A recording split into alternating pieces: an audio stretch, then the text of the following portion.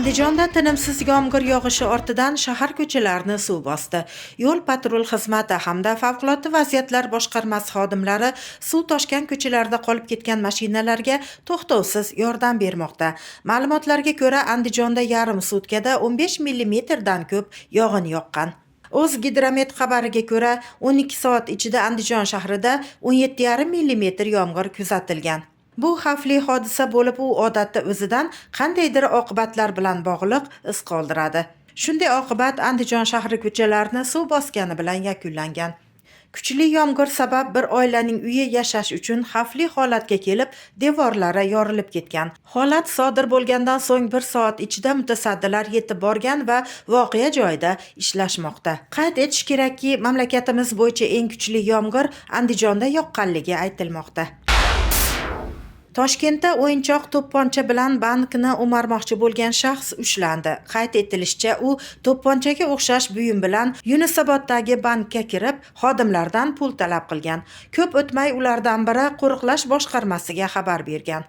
Huquqbuzar qo'riqchilarni ko'rib, markaz oynasini sindirib qochishga uringan.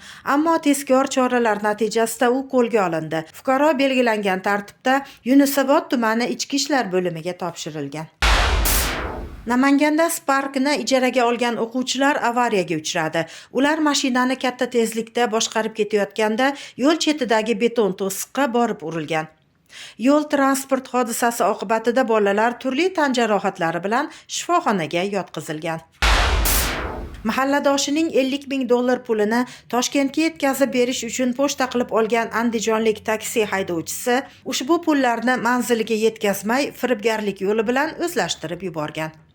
Ayblanuvchi sudda o'z aybiga iqror bo'ldi hamda ko'p miqdorda qarzi borligi tufayli pullarni berib qarzidan qutulgani, o'zlashtirgan pullarni esa oyma-oy to'lamoqchi bo'lganini tan oldi. Firibgar taksichi 8,5 yil muddatga ozodlikdan mahrum qilindi. Pullar qaytarib berilgan yo berilmagani haqida esa bizda ma'lumot yo'q. Hindistonda 50 yillik masjid buzib tashlandi.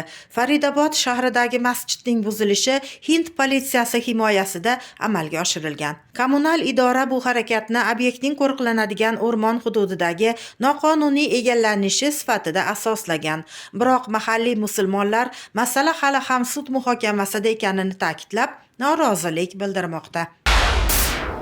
Xitoyda bir oilada noodatiy egizaklar tug'ildi. Bolalarning biri otasiga o'xshaydi, ikkinchisi na otasiga, na onasiga, na egizagiga o'xshaydi. Buni payqab qolgan ota bolalarini DNK tekshiruvdan o'tkazgan. Tekshiruv natijalari ekspertlarni shokka tushirgan, chunki bu egizaklar ikkita otadan dunyoga kelgan.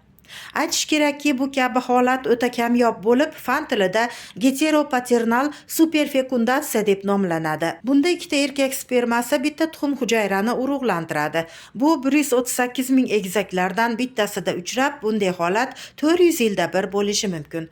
DNK tekshiruvdan so'ng egizaklardan birining otasi mazkur oilaning do'sti bo'lib chiqdi. Ayol esa o'z qilmishini tan olgan. Buxoro shahridagi xususiy lor klinikasida 12 yoshli bolakayga sinovsiz muolaja, ya'ni probasiz ukol qilib o'ldirib qo'yishgani aytilmoqda. Bola sportchi bo'lgan va qulog'i og'rib dadasi bilan klinikaga murojaat qilgan. Yaqinlarning aytishlaricha, shifokorlar o'lgan bolani 13 kun jonlantirish bo'limida saqlashgan. Hamma narsa oshkor bo'lgach, klinika rahbariyati bolani ota-onasiga 30 ming dollar pora taklif qilgani aytilmoqda. Orol dengizining qurigan tubi yildan yilga ko'tarilib borayotgani aniqlandi. 1960-yillardan beri qurib borayotgan Orol dengizi tubi yer mantiyasining shishishi tufayli ko'tarilishda davom etmoqda. Qayd qilinishicha, o'tgan 80 yil ichida Orol dengizi 1 milliard tonnadan ortiq suvni yo'qotgan. Bu Misrdagi 150 Xeops piramidasi og'irligiga tengdir va bu xuddi prujina kabi yer qobig'ining ko'tarilishiga sabab bo'lmoqda. Orol dengizi bir paytlar Qozog'iston va O'zbekiston chegarasida joylashgan dunyodagi 4-chi eng katta ko'l edi.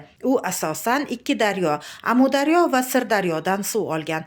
1960-yillarda paxta maydonlari va cho'llarni sug'orish uchun Amudaryo va Sirdaryodan suvni burish bo'yicha yirik loyihalar amalga oshirila boshlandi. Bu Orol dengiziga suv oqimini keskin kamaytirdi. 2000-yillarga kelib dengiz deyarli butunlay yo'q bo'ldi.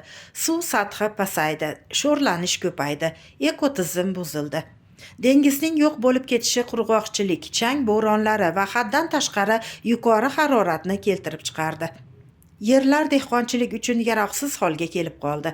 Orol dengizining sayozlashishi zamonamizning eng yirik ekologik ofatlardan biri hisoblanadi. Yarim asr davomida uning hajmi 10 barobar kamaygan. Rossiyada 80 yoshli kampir 6-etajdan yiqilib tirik qoldi. Mahalliy manbalarning xabar berishicha, pensioner ayol balkonda derazalarni yuvayotganda qoqilib ketgan va derazadan tushib ketgan. Keksa ayol ko'p qavatli uy yaqinida to'xtab turgan mashinaga kelib tushgan. Guvohlarning so'zlariga ko'ra, ayol tez tibbiy yordam xodimlari kelguniga qadar hushiga kelgan va hatto uni o'rab turgan odamlar bilan gaplashgan. Unga tibbiy yordam ko'rsatilgan, biroq hozirda uning ahvoli qandayligi haqida ma'lumot berilmagan. Sizga yetkazmoqchi bo'lgan yangiliklarimiz ana shulardan iborat. Xayr, omon bo'ling. Yangiliklar dasturi bilan